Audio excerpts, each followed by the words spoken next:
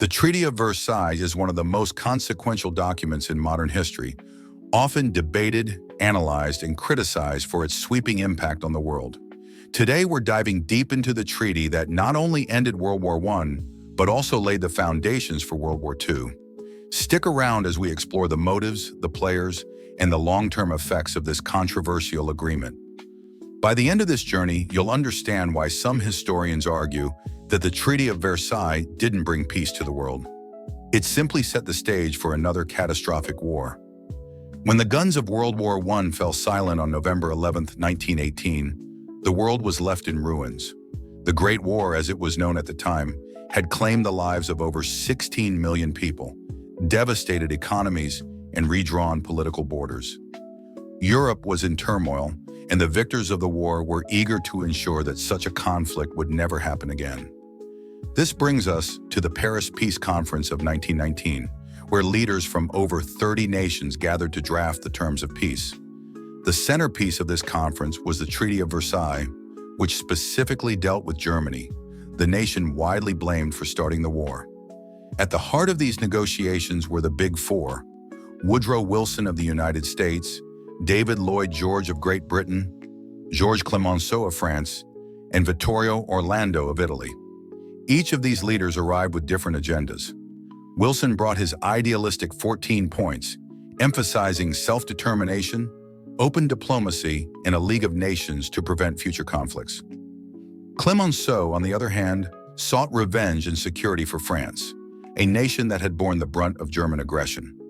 Lloyd George walked a fine line, balancing Britain's imperial interests with a desire to prevent a vindictive peace that might lead to future instability.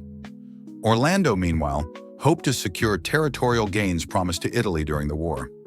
The negotiations were anything but harmonious. Wilson's vision of a just and lasting peace clashed with Clemenceau's demands for harsh penalties against Germany. Lloyd George often acted as a mediator, but leaned toward Clemenceau's side when it came to holding Germany accountable. The Germans, for their part, were excluded from the negotiations entirely, only being invited to sign the final document. This exclusion would later fuel resentment and a sense of betrayal in Germany. When the treaty was finalized on June 28, 1919, it imposed severe terms on Germany. First and foremost was Article 231, the infamous War Guilt Clause, which placed sole responsibility for the war on Germany and its allies.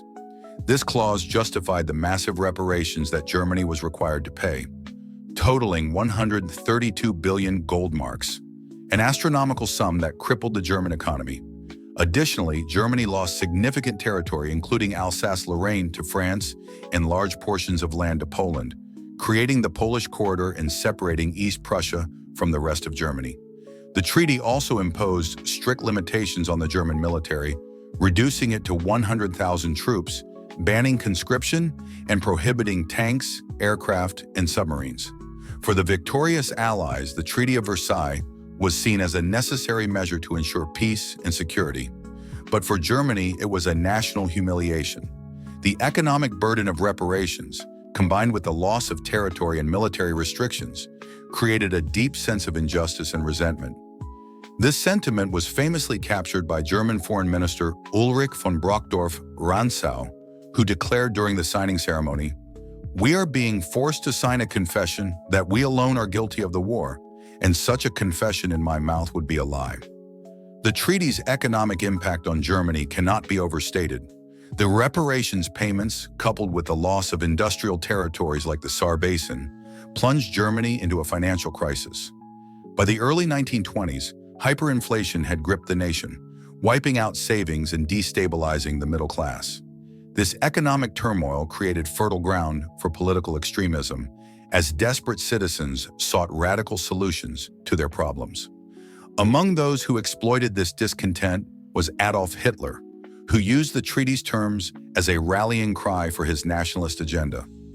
But the consequences of the Treaty of Versailles extended far beyond Germany. The redrawing of borders in Europe and the Middle East created new tensions and conflicts. The creation of new states like Czechoslovakia and Yugoslavia, while based on the principle of self-determination, often ignored the complexities of ethnic and cultural identities. This led to minority groups feeling marginalized, sowing seeds of future unrest. Please take a moment to like and subscribe to our channel so you don't miss any new daily videos. In the Middle East, the division of the Ottoman Empire into mandates controlled by Britain and France disregarded the aspirations of Arab populations, setting the stage for decades of conflict in the region. The League of Nations, one of Wilson's key proposals, was established as part of the treaty. It was intended to provide a forum for resolving international disputes and preventing future wars. However, the League was hamstrung from the start. The United States, despite Wilson's advocacy, never joined the League due to opposition in the Senate.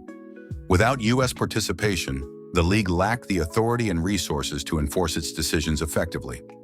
Its failure to address major crises in the 1930s, such as Japan's invasion of Manchuria and Italy's invasion of Ethiopia, highlighted its limitations and contributed to the erosion of international order. Critics of the Treaty of Versailles argue that it was a caricature of justice, as economist John Maynard Keynes famously described it in his book, The Economic Consequences of the Peace. Keynes predicted that the treaty's harsh terms would lead to economic hardship and political instability, not only in Germany, but across Europe.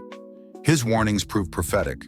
The economic strain of reparations and the global Great Depression of the 1930s exacerbated the conditions that allowed totalitarian regimes to rise in Germany, Italy, and elsewhere.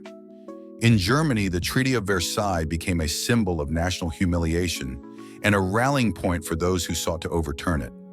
Hitler's Nazi Party capitalized on this sentiment, promising to restore Germany's honor and revoke the treaty.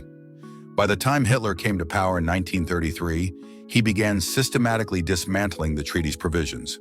He reintroduced conscription, rebuilt the military, and reoccupied the Rhineland, actions that were met with little resistance from the League of Nations or the Western powers. The policy of appeasement adopted by Britain and France in the 1930s further emboldened Hitler, ultimately leading to the outbreak of World War II in 1939. The legacy of the Treaty of Versailles is complex and multifaceted. On one hand, it marked a significant attempt to create a new international order based on principles of peace and cooperation. The establishment of the League of Nations, though flawed, was a pioneering effort in collective security. On the other hand, the treaty's punitive measures and failure to address underlying tensions created a fragile peace that collapsed within 2 decades. It's important to recognize that the Treaty of Versailles did not exist in a vacuum. It was shaped by the historical context of the time, including the unprecedented destruction of World War I and the pressures faced by the leaders of the Allied powers. While hindsight allows us to critique its shortcomings, the architects of the treaty were navigating uncharted territory, attempting to rebuild a shattered world while addressing competing national interests. The treaty also had a significant impact on smaller nations and regions outside the major powers. For instance, China's discontent with the treaty, particularly the decision to transfer German-controlled territories in Shandong to Japan, sparked the May 4th movement in 1919. This movement became a crucial turning point in modern Chinese history, fueling nationalism and the rise of new political ideologies, including communism. Similarly, in India, the disappointment with the lack of meaningful recognition of Indian contributions during the war contributed to the intensification of the independence movement.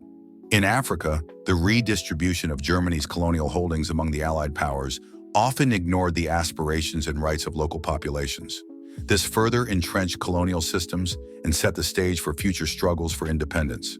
The treaty's global repercussions underscored the interconnectedness of nations and the far-reaching consequences of decisions made in European capitals. The story of the Treaty of Versailles is a cautionary tale about the unintended consequences of decisions made in the pursuit of peace. It reminds us that while wars may end on the battlefield, their legacies endure in the treaties and policies that follow.